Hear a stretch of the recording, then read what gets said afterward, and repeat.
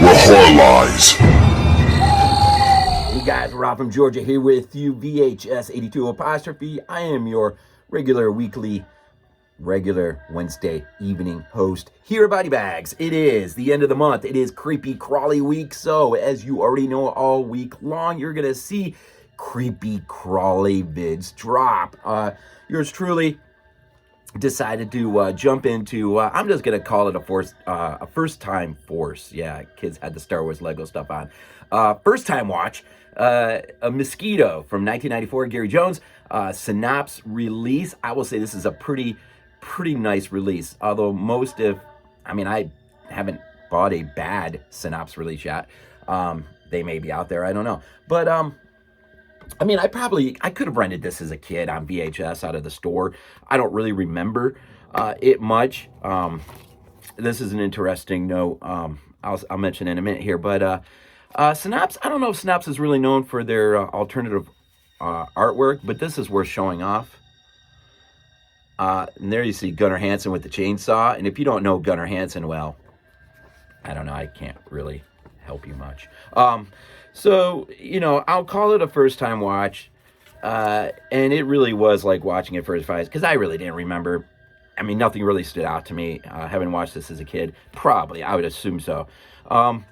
Basically, though, I'm just going to say, man, well, okay, a couple things. From the technical side of things, you're watching this movie, and you start to realize, that maybe you're starting to get your mind wrapped around a few things here and there when you're looking at a film and you're like, dang, they shot this on 16 millimeter. It's freaking awesome. You got the grainy feel and everything. And so, as I always do, jump into IMDb and under the technical specs, whatever, they listed a negative format as 35 millimeter blown and then printed form 35 millimeter. I'm like, there's no freaking way with all that grain and everything else. It can't be, it's got to be 16 millimeter. And well, you know it.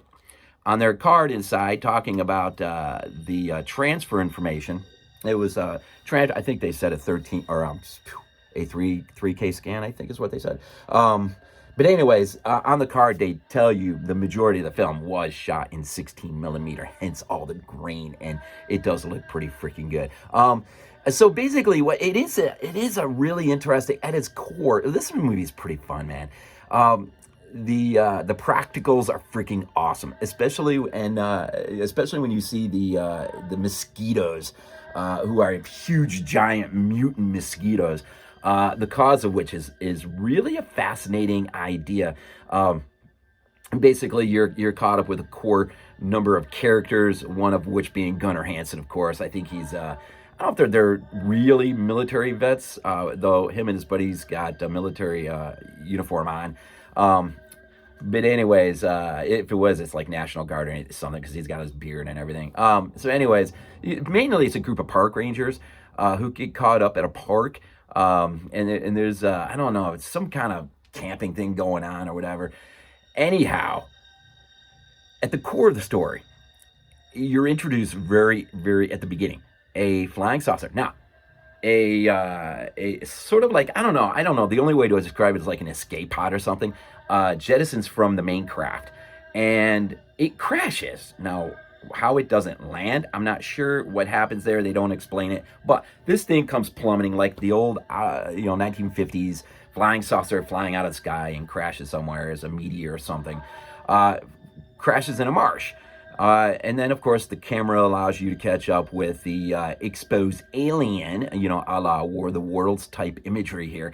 And while the arm is exposed, a mosquito lands on the arm. Yes, sucks up the blood. Now, the one thought I did have is, if this is extraterrestrial from another planet, is it really possible to just assume that a mosquito on Earth is going to be able to get its mechanism into the flesh of? I guess it could be possible, but I don't know, it's just the thought I had.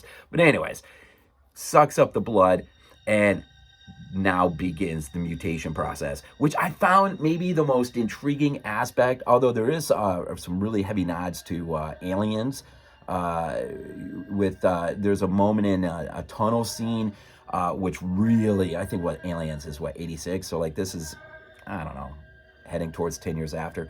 that really brings to mind the tunnel effect of Aliens.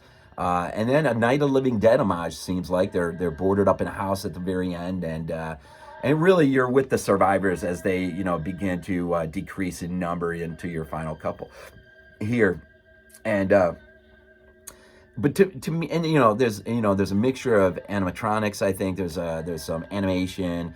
Some of the animation looks a little goofy. What happens when you clean up the film, or you tentatively clean up the film, things are going to be more exposed than they would, say, renting this on VHS back in the day. But the practicals, the actual creature effects are freaking amazing. They're out of this world. Some of the animation is a little left to be desired. But the up-close gore gags, are fun. And it's, I would say the intriguing part here is, and I don't know if we've really ever gotten this in film, or at least I can't think of anything specific to this, where you have, an alien crashes on Earth, contaminates a water source, or, mosquitoes, pull the blood from the alien, become infected and mutate, and thus, become huge enraged monsters. That, to me, at its core, was a really, really freaky idea. And I don't know if, you the color out of space, where, this thing flies out of space and infects everything, and everything just sort of dies. But I thought that was an intriguing concept they played with. And I did, going through the credits, I did watch through the entirety of the credits. I don't know why.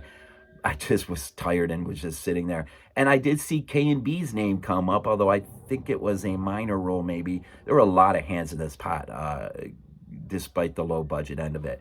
Gunnar Hanson's role is awesome, man. He's got this great line where, they're boarded up in the house and it's sort of the last stand, right? And he found a chainsaw in the shed. He comes in, of course, this is the great nod to Texas Chainsaw, right? He comes in, he's got this big giant, a chainsaw, I'm sure the size he wished he would have had in the 74 film. And he comes in, he's like, man, look at this, baby. I haven't held one of these things in like 20 years. And it's like, yes, it's awesome. What a great, just a little bit of nostalgia there. And I did read somewhere that Gunnar Hanson, this was his most favorite role, which is so weird because when you watch the film, it's almost like he's so lethargic. It's like he's just drooping himself along. It's like, this man does not look like he's having fun at all.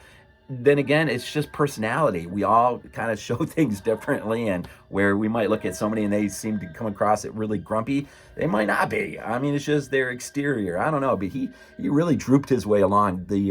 Some of the fighting sequences with him and the mosquitoes is cool, especially with the chainsaw effect.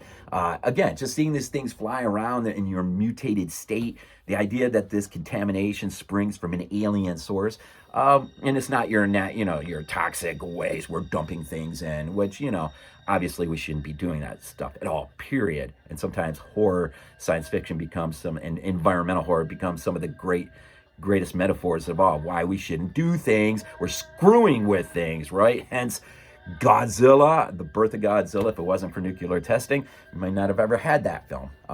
Anyways, the idea that this is alien contamination is pretty interesting. And so, there's probably a nod to the birds in here, now that I'm thinking about it. And I'm just going to try to keep this under 10 today. But this is the 20th anniversary. I don't have a lot of Synapse films. I got Intruder, which is a beautiful release, although it does not have alternative artwork in there. I just pre-ordered, and actually it was right at the end of the pre-order. I got The Kindred. I want to say that's 87 maybe. Is that 87? Rod Steiger is in that thing. If you remember that from the 80s, Synapse has finally given it a due proper release. It's, I think, been out of print forever. But anyways, I'm going to have that Tuesday, and that is actually my first week of November review is going to be The Kindred. It's never been done on BodyBags, so there's that. So anyways, here on Creepy Crawly Week, just a little bit of thoughts on Mosquito. If you've never seen it, it's just a fun, harkens back to the 90s, before sci-fi really kicks in, when a lot of real work went into even the low budget end of things for these things. Anyways, Creepy Crawly Week. Enjoy the rest of the week. Each and every video that drops. Appreciate the support. As always, go Bills.